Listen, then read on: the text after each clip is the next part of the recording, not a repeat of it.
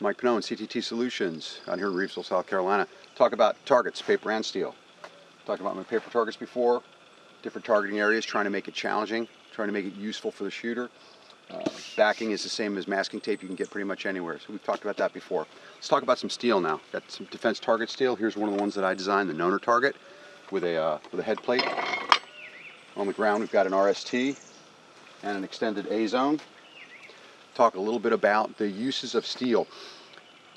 A lot of people don't know how to use it properly, and that is in the form of size and distance. You can use steel for precision. The reason I designed this target with the dimensions that it has is so that you could still be at about your minimum safe distance, which is the 10 yards, and still have it be an effective target area and a challenging target area. You could back up to 25 yards, make it a little more challenging for precision, or back up to 50 yards and make it an actual bullseye type of shot. The head plates on here that Danny at Defense Targets has created give you a good challenging target area for a precision shot at distances out to 25 yards.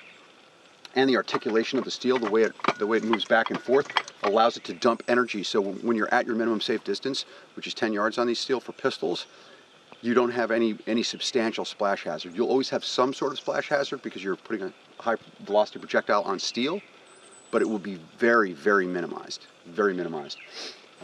The larger targets, like the RST, are better for a 50-yard type of pistol shot. If you're working on draws and you're trying to refine your precision at speed, it's good for that. I don't like using larger steel up close because it allows you to get sloppy and still feel good about yourself. That's why, again, I came up with these dimensions on this Pannone target.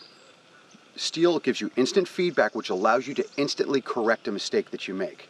If you're shooting a head plate, when you spray paint them over, you can establish a hold at distance based on the strike of the round. Again, gives you immediate feedback and allows you to immediately correct. That is the benefit of steel. You can get a lot more done without going back and forth downrange to change your targets, and it's fun. It's actually really enjoyable. Okay, so if you're looking at steel, one, check out Defense Targets. I think they've got the best targets out there for the price and the utility.